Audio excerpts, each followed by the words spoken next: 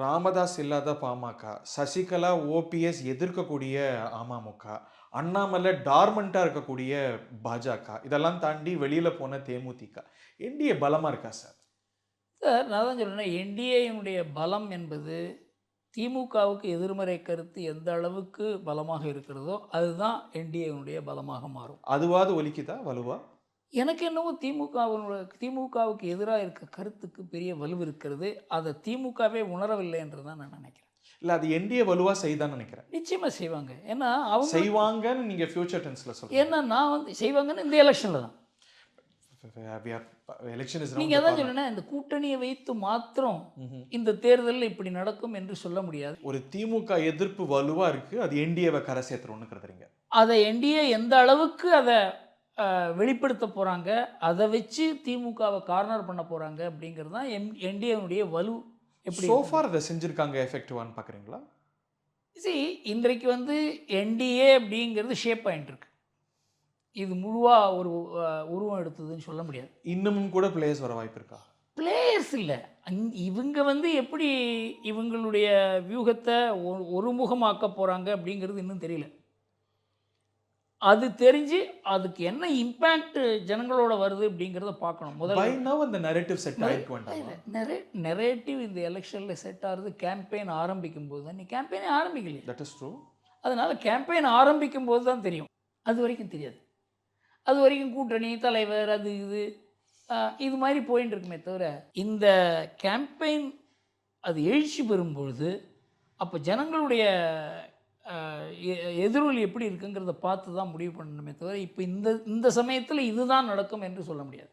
அதனால் இந்த கேம்பெயின் எப்படி வந்து பிக்கப் ஆகுது அப்படிங்கிறத பொறுத்து தான் இது எந்த திசையில் இது மூவ் ஆகும்னு சொல்ல முடியுமே தவிர, திமுக கணிக்கிற மாதிரி எல்லாம் வந்து ஒன்றுபடுவோம் வெல்வோம் அப்படிங்கிறதெல்லாம் இதெல்லாம் அவங்களுடைய வெல்ஃபேர் ஸ்கீம்ஸ் அவங்கள கரை சேர்க்காதா? இப்போ எல்லா வீடுகளுக்கும் 1000 ரூபாய் போய் சேர்ந்துருக்கு. இப்போ இந்த 5000 ரூபாயோட எஃபெக்ட் இருக்கு. இல்லை நான் என்ன சொல்கிறேன், இதனுடைய இம்பேக்ட் எல்லாம் இல்லைன்னு சொல்லலை. இந்த எதிர்மறை கருத்துன்னு வரும்பொழுது என்ன ஆகும் அப்படின்னா, இந்த பணம் கொடுக்கறதுனுடைய அந்த பிடிப்பே குறைந்து வருகிறது என்று தோன்றுகிறது. முதல்ல வந்து பணம் கொடுக்கறதுங்கிறது ஒரு பெரிய சமாச்சாரம் இருந்தது. இல்லை அது குறைஞ்சி வருதுன்னா ஏன் கம்பீட் பண்ணி கொடுக்குறாங்க? அது வேறு வழி இல்லை. அவனுக்கு இதான் இவன் கொடுத்தான்னு இருக்கணும். ஒரு அதான் ஈக்குவலைசர். இவன் காலியாக இருக்கக்கூடாது. அதற்காகத்தானே தவிர, அதனால் நாம் கொடுப்பதுனால எல்லாம் நம்ம பக்கம் வந்துருவாங்கங்கிறீங்க. ஒன்றுமே கொடுக்கலையேன்னு நினைப்பாங்களே. சார் என்டிஏ ரேவடி கல்ச்சரை எதிர்க்கிறேங்குது. இன்னைக்கு பாருங்க, இவர் 5000னா அவர் 10,000ங்கிறார். அதுக்கு தான் நான் என்ன சொல்கிறேன், இதே ரேவடி கல்ச்சரை எதிர்த்த மோடியால் ஏன் அதில் நிலையாக நிற்க முடியல? அவர் மோடி ஃபைட் பண்ணது வாஸ்தவம் தான். 2019 வரைக்கும் அவர் ரேவடி கல்ச்சரை அட்டாக் பண்ணார். அதே டெல்லியில் வந்து இந்த பிரச்சனை வந்த உடனே டெல்லியில் மாத்திரம் ஒரு எக்ஸப்ஷன் பண்ணாங்க. 2024 அந்த செட்பேக் வந்த உடனே அகில இந்திய அளவிலையும் அதை கடைபிடிக்க ஆரம்பித்தாங்க. இதுக்கு வந்து காரணம் எதிர்க்கட்சிகள். மோடியால் அதில் நிற்க முடியல அப்படின்னு சொன்னாக்க, நீங்கள் எதிர்க்கட்சிகள் இதை பண்ணும்போது அதுக்கு மேட்சிங்காக ஒரு ஸ்ட்ராட்டஜி இல்லை என்றால், நீங்கள் தேர்தல் காலத்தில் அவன் ஊழல் பண்ணுறான்னு நான் ஊழல் பண்ணுறேங்கிற மாதிரி இல்லை. இருக்குல்ல சார்? ஊழல் இல்லை, ஊழல்ங்கிறதுக்கு இதுக்கும் பெரிய வித்தியாசம் இருக்குது. அதனால் நீங்கள் அந்த வார்த்தையை தப்பாக சொல்கிறீங்க. அதாவது இது நல்லதில்லைன்னு தெரிஞ்சு கூட செய்ய வேண்டிய ஒரு கட்டாயம். அந்த கட்டாயத்தை ஏற்படுத்துறதுக்கு காரணம் போட்டி அரசியல். போட்டி அரசியலில் எதிர்க்கட்சிகள் எந்த அளவுக்கும் போவாங்க. ஏன்னா அவங்க ஆட்சி ஒரு கல் எடுத்து அடிக்கிறாங்க, விழுந்தால் மாங்காய் இல்லைன்னா கல். ஆனால் ஆட்சியில் இருக்கவங்களுக்கு அது கிடையாது. அவங்க சொன்னால் அதை செஞ்சாங்க. அதனால தான் அவங்க முதலே செய்கிறாங்க. என்டிஏ கடந்த ஆண்டு ஏப்ரலில் உருவான போது இவ்வளோ ஏர்லியாக உருவானதுக்கான ராஷ்னால நீங்கள் சொன்னீங்க. இது வந்து ஒரு ஜெல் ஆக வேண்டியிருக்கு, 2 கட்சிக்கும் ஒரு இடைவெளி வந்தது அப்படின்னு. அந்த ஒரு ஜெல்லிங் எஃபெக்ட் உருவாயிருக்குன்னு நினைக்கிறீங்களா? அதாவது இது 2 விதமாக பார்க்கலாம். இது கட்டாயம், இதை பண்ணி ஆகணும், இது இல்லைன்னா நம்ம 2 பேருமே பிழைக்க முடியாது அப்படிங்கிற ஒரு அதாவது 2024 அந்த பாடம் கிடைத்ததுனால இது சரி, நாம் 2 பேரும் சேர்ந்து வேலை செய்து ஆக வேண்டியதுதான். எடப்பாடிக்கு தானே நின்று ஜெயிக்க வேண்டும் என்ற ஆசை இருக்கிறது. ஆனால் அது நடக்காது அப்படிங்கிறது தெரியும். அதனால் இவங்க 2 பேரும் சேர்ந்து வேலை செய்ய வேண்டிய கட்டாயம், ஒருத்தர் ஆதரிச்சே ஆக வேண்டும், நாம் இணைந்தே ஆக வேண்டும்ங்கிற அந்த நிலை உருவாகி இருக்கிறது. இது இனிமேல் சீட்டு பரிவர்த்தனை இதெல்லாம் இருக்க, அதன் மூலமாக இது எப்படி மேலே கொண்டு போக போகிறாங்க அப்படிங்கிறது தான் இந்த அணி இணைந்து செயல்படுவதற்கு எப்படி மார்க்கம் கிடைக்கிறதா என்னங்கிறத பார்க்கணும். சோ ஃபார் குட் உங்க அசஸ்மெண்ட். அப்படி தான் தோன்றுகிறது. பிரதமரோ அமித்ஷாவோ இங்க வரும்போது எடப்பாடி பழனிசாமியை என்டார்ஸ் பண்ண மாட்டேங்கிறாங்க. என்டிஏக்கு வாக்களிங்கன்னு சொல்றாங்களே தவிர சீஃப் மினிஸ்டர் கேண்டிடேட்டை என்டார்ஸ் பண்ண மாட்டேங்கிறாங்க. Why do they stop short of that? இந்த இந்த இவரை என்டார்ஸ் பண்ணுறதுல லாபமும் இருக்குது நஷ்டமும் இருக்குங்கிறத நினைக்கிறாங்க. ஓ, அதுவும் இருக்குது. இப்போது ஸ்டாலினுக்கு இருக்க அட்வான்டேஜ் என்னென்னா அவருக்கு இன்கம்பன்சி இருக்குது, அவர் இருக்கார். இதே வந்து ராகுல் காந்தியை இப்போ ராகுல் காந்தி எடுத்துக்க 2014 2019 அவரை பிரதமரை அறிவிக்கலை யாரும். ஏன்? கிட்டத்தட்ட அவர் தான் இருந்தார். அதில் அறிவிக்கிறதன் மூலமாக சில லாபங்களும் உண்டு சில நஷ்டங்களும் உண்டு அப்படிங்கிறதுனால காங்கிரஸ்லேயே கூட அதை அறிவிக்கலை. திமுக மட்டும்தான் அறிவித்தது. அது அறிவிக்க சொல்லி அறிவித்ததுன்னு வச்சுங்களேன். இங்கே இந்த சோனியா காந்தி வந்து அதை பண்ண சொன்னாங்க 2019. தமிழ்நாட்டில் தான் அறிவிப்பு நடந்தது. தமிழ்நாட்டில் நடந்த பேரணி சோனியா காந்தியோட ரிக்வெஸ்ட். ஆமாம், சோனியா காந்தியே வந்தாங்களே இங்கே. இதெல்லாம் அரசியலில் வந்து இது ஒரு தனிப்பட்ட தலைவருக்கு இருக்கிற செல்வாக்கு, அதன் மூலமாக அவர் மக்கள் ஏற்கப்படுகிறது அப்படிங்கிற தன்மை தமிழ்நாட்டில். இது ஸ்டேட்டிங் தி ஆப்வியஸ் தானே. திரு எடப்பாடி பழனிசாமி தான் இந்த அணி வந்தால் முதல்வர் ஆக போகிறார் இல்லையா?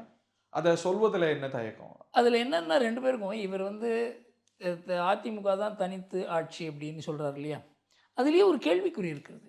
கூட்டணி ஆட்சி அப்படிங்கிறது ஒன்று, ஆட்சியில் பங்கு உண்டா இல்லையா அப்படிங்கிறது 2வது பட்சம். அதாவது 2006 திமுகவுக்கு தனிப்பெரும்பான்மை வராத போது ஆட்சியில் பங்கு தராத ஆட்சி அமைத்து அதை நடத்திய அந்த பெருமை அந்த ஆளுமை கருணாநிதிக்கு மாத்திரம்தான் உண்டு. அது மாத்திரம் இல்லை, மத்தியில் ஆட்சியில் பங்கு பெற்று இங்கே பங்கு தர மாட்டேன்னு சொல்லி காங்கிரஸ் பாவம் அவங்க 25-26 எம்எல்ஏ அந்த சமயத்தில் யாருமே ஒன்றும் இல்லாத அவர் பாட்டை நடத்தி கொண்டிருந்தார்.